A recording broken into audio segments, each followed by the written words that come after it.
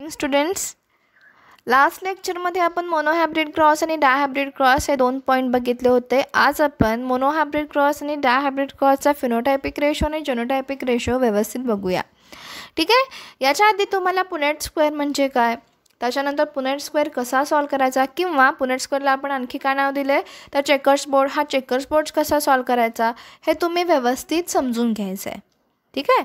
आता बघा, हा पुनेट स्क्वेअर सॉल्व केल्यानंतर तुम्हाला जो रेशो मिळतो तो रेशो स्टडी करतोय आपण. आता पहिल्यांदा आपण मोनोहायब्रिड क्रॉसचा फिनोटायपिक रेशो स्टडी करूया. तर बघा, हा पुनेट स्क्वेअर आहे. इथे तुम्हाला वेगवेगळे कॉम्बिनेशन मिळतात. इथे तुम्हाला 4 प्लांट्स दिलेले आहेत. त्याच्यामध्ये एक जो आहे हा कसा आहे तर कॅपिटल टी. 2 जे आहेत ते कसे आहेत कॅपिटल टी, आणि लास्ट वन जो आहे तो स्मॉल टी. कॅपिटल टी असेल तर तो कसा असणार आहे प्युअर टॉल. कॅपिटल टी असेल तर तो काय असणार आहे अर्थात हायब्रिड टॉल. आणि जर स्मॉल टी असेल तर तो डॉर्फ असणार आहे. तर इथे आपण कॉम्बिनेशन स्टडी करताना किती जी प्लांट्स आहेत ते टॉल आहेत. फक्त फिनोटायपिक इथे आपण काय करूया विचार करूया. नुसते दिसताना किती तुम्हाला प्लांट टॉल दिसणार आहे तर 3. 1 2 3. ठीक आहे. So 3 for tall. आणि एकच प्लांट कसा आहे डॉर्फ आहे. म्हणून फिनोटायपिक रेशो मोनोहायब्रिड क्रॉसचा किती असतो 3:1. 3 for tall 1 for dwarf. Next बघा, जेनोटायपिक रेशो. इथे तुम्हाला जेनोटायपिक रेशो बघताना आपण कॉम्बिनेशन स्टडी केले पाहिजेत. लास्ट टाईमप्रमाणे टॉल जे आहे प्युअर टॉल असा एकच प्लांट आहे. हायब्रिड टॉल असणारे 2 प्लांट आहेत, हा आणि हा. आणि त्यानंतर स्मॉल म्हणजे डॉर्फ असणारा फक्त एकच प्लांट आहे. ठीक आहे. तर कॅपिटल टी किती वेळा आला आहे एकदा. कॅपिटल टी 2 वेळा. आणि स्मॉल टी एकदा. म्हणजे एक प्लांट जो आहे तो प्युअर टॉल आहे. 2 प्लांट जे आहेत ते हायब्रिड टॉल आहेत. आणि एकच प्लांट जो आहे तो कसा आहे डॉर्फ आहे, प्युअर डॉर्फ आहे. So genotypic ratio of monohybrid cross is 1:2:1. Phenotypic ratio genotypic रेशोमध्ये तुम्ही कन्फ्यूज होऊ नका. फिनोटायपिक रेशो म्हणजे external appearance of the plant आणि genotypic ratio mean genetical makeup of the plant. Hence the phenotypic ratio of monohybrid cross is 3:1 and genotypic ratio of monohybrid cross is 1:2:1. Dihybrid क्रॉसकडे जाऊया. इथंपर्यंत सगळ्यांना समजलं आहे असं मी कन्सिडर करते. Next one dihybrid cross. बघा, डायहायब्रिड क्रॉसमध्ये आपण ॲलिलीज किती घेतो तर 2 आपण पॅरेंट्स घेतो. त्यांच्यामध्ये 2 कॉन्ट्रास्टिंग पेअर आपण काय करणार आहे तर फोकस करणार आहे सायमल्टेनियसली. इथे 4 कॅरेक्टरिस्टिक आहेत. 2 ज्या आहेत त्या पहिल्या पॅरेंटच्या, 2 ज्या आहेत त्या सेकंड पॅरेंटच्या. एक पॅरेंट आपण राऊंड येलो सीड घेतो, एक जे आहे ते रिंकल्ड ग्रीन घेतो. इथे आलेलीच आपण बघूया. Capital R for round, small r for wrinkled, capital Y for yellow and small y for green. इथे आपण कॉम्बिनेशन स्टडी केलेत. इथे तुम्हाला 16 कॉम्बिनेशन मिळालेत. या 16 कॉम्बिनेशनमध्ये 9 जे आहेत ते कसे आहेत तर येलो राऊंड, 3 जे आहेत ते कसे आहेत ग्रीन राऊंड, 3 जे आहेत ते आहेत येलो रिंकल्ड, आणि लास्ट 1 जो आहे तो कसा आहे तर रिंकल्ड ग्रीन. ठीक आहे. जो एक्सटर्नल अपीअरन्स जो आहे सीड्सचा त्याच्यानुसार त्यांनी ही कॅटेगरी केलेली आहे. 9 कसे आहेत तर येलो राऊंड, 3 कसे आहेत ग्रीन राऊंड, 3 जे आहेत ते येलो रिंकल्ड, आणि फक्त एक जो आहे तो रिंकल्ड ग्रीन. बरोबर आहे. सो असा फेनोटायपिक रेशो जो आहे हा फेनोटायपिक रेशो काय आहे डायहायब्रिड क्रॉसचा तर 9:3:1. 9:3:3:1. आता आपण काय करूया तर जेनोटायपिक रेशोकडे जाऊया. फेनोटायपिक रेशो सगळ्यांना समजला, external appearance of the plant. And phenotypic ratio of dihybrid cross is 9:3:3:1. Genotypic ratio is nothing but the genetical makeup of the living plant. आता हे जे तुम्ही रिझल्ट मिळालेला आहे पुनेट स्क्वेअरमध्ये हा जेनोटायपिकली कसा असतो ते बघूया. बघा, एक प्लांट जो आहे हा एक प्लांट कसा आहे तर राऊंड येलो. याच्यामध्ये जे तुम्हाला गॅमेट्स दिसतात ते कसे आहेत तर RRYY, capital R capital R capital Y capital Y. असं इथे दुसरं कॉम्बिनेशन कुठेच नाही आहे. So 1 for capital R capital R, capital Y capital Y. Next बघा, capital R capital Y small Y असे 2 आहेत प्लांट इथे या 16 कॉम्बिनेशनमध्ये. So 2 for capital R capital Y small Y. 1. आता हे बघा, हे 1 जे आहे ते कुणासाठी आहे, तर capital R small r capital Y small y. ठीक आहे. अशा पद्धतीनं तुम्ही हे वेगवेगळे कॉम्बिनेशन स्टडी केले तर तुम्हाला 9 रिझल्ट मिळतील, 9 रिझल्ट मिळतील. आता हा रेशो जो आहे, हा रेशो बघा काय असतो, जेनोटायपिक रेशो 1:2:1:2:1:4:2:1:1. खूप लांब लचक आहे ना, पण लक्षात ठेवायला सोपं आहे. 1:1 2:4 2:1 2:1.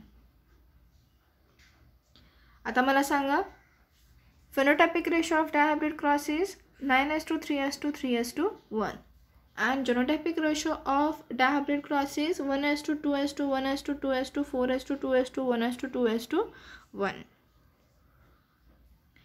हा क्वेश्चन तुमच्या टेक्स्टबुकमधला आहे बघा. Why are the farmers and gardeners advised to buy a new F1 hybrid seeds every year? And the answer is,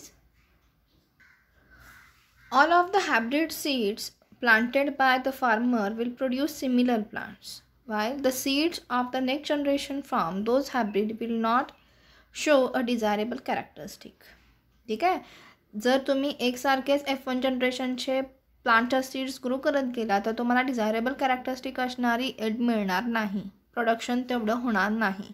आणि त्यासाठी फार्मर्सना किंवा गार्डनर्सना काय ॲडवाईस दिली जाते, तर दरवेळेला तुम्ही F1 जनरेशनच्या न्यू सीड्स काय करा, तर सो करा किंवा यूज करा. Law of dominance. मेंडलचे 3 लॉ आहेत. ठीक आहे. तर त्या 3 लॉना काय म्हणायचं, मेंडल्स लॉ ऑफ इनहेरिटन्स. आणि त्यापैकी पहिला लॉ बघतो आपण, तो आहे लॉ ऑफ डॉमिनन्स. इथं काय सांगितले बघा, in monohybrid and dihybrid cross the phenotypic characters are controlled by district unit called factors or gene. In a dissimilar pair of factors, one member of the pair is dominant over the another.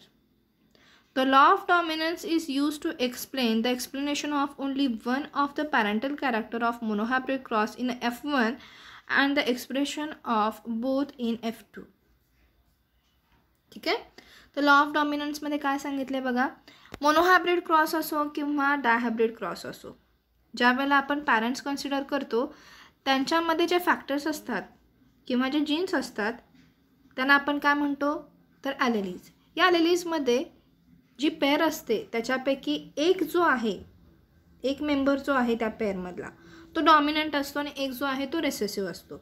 Generally जो F1 जनरेशनमध्ये किंवा generation to generation पुढे जात राहतो त्याला आपण काय म्हणतो, तो डॉमिनंट कॅरेक्टर. आणि जो होत नाही किंवा क्वचितच एक्सप्रेस होतो त्याला म्हणायचं रिसेसिव्ह. ठीक आहे. बघा इथे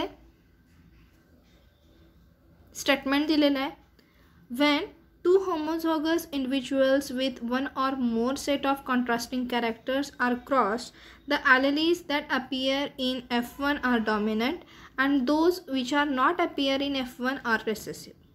Okay, 2 alleles are there. Okay, one which is expressed in F1 generation, that particular character or particular alleles is dominant, and which is not appear or not expressed in F1 generation, that character or that alleles are recessive.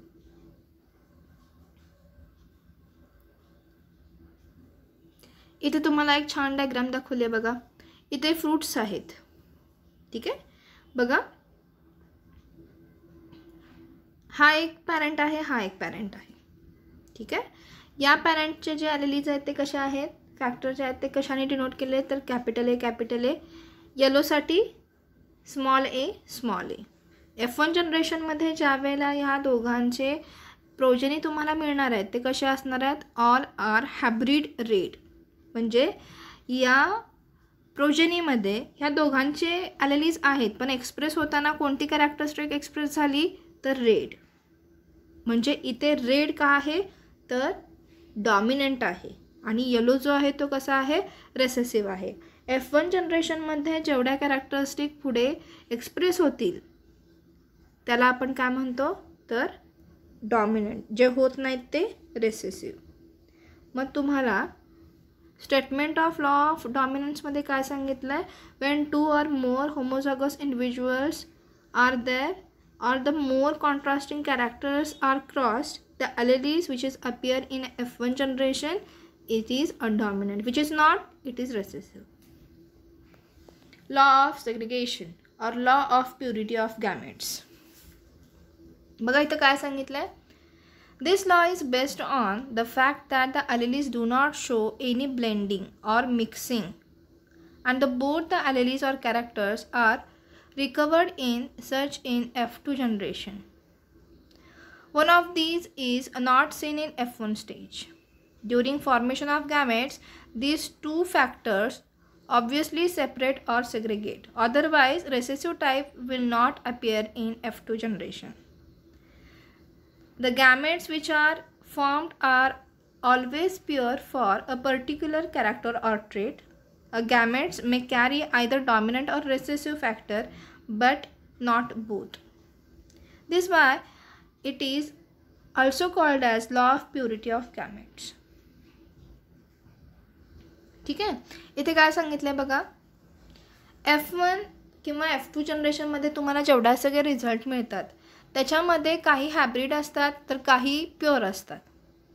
ठीक आहे. तुम्ही ज्या वेळेला checkers board बघताय, Punnett square बघताय, त्यावेळेला तुम्हाला भरपूर कॉम्बिनेशन मिळतात. मग इथे लॉ ऑफ सेग्रिगेशनमध्ये काय सांगितलं आहे, जे काही ॲलेलीज आहेत त्या एकमेकांमध्ये मिक्स होत नाहीत, त्या एकमेकांवरती डॉमिनंट किंवा रेसेसिव्ह होतात, त्या एकमेकांमध्ये कधीही मिक्स होत नाहीत. आणि असं होत नसल्यामुळे ज्या कॅरेक्टरिस्टिक तुम्हाला F1 जनरेशनमध्ये दिसल्या नाहीत त्या कॅरेक्टरिस्टिक F2 जनरेशनमध्ये अफिअर होतात. म्हणजे F1 जनरेशनमध्ये जे सगळे डॉमिनंट असणारे जे ॲलेलीज होत्या, ज्या एक्सप्रेस झाल्या नव्हत्या, त्या F2 जनरेशनमध्ये एक्सप्रेस होतात किंवा नेक्स्ट जनरेशनमध्ये एक्सप्रेस होत राहतात. आणि त्यामुळे तुम्ही काय म्हणू शकता, ज्या ॲलेलीज आहेत त्या एकमेकांमध्ये कधीही मिक्स होत नाहीत, कधीही ब्लेंड होत नाहीत, त्या नेहमी प्युअर फॉर्ममध्ये असतात. आणि म्हणूनच या लॉला तुम्ही काय म्हणू शकता, law of purity of gametes. Gametes or alleles are never mixed with each other, never blend with each other. They are either recessive or dominant. And that's why that particular alleles which are not expressed in F1 stage, they will be appear in F2 or F2 generation.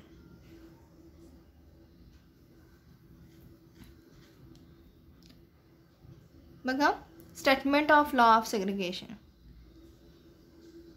This law states that when hybrid form gametes, the alleles segregate or separate from each other and enter the different gametes.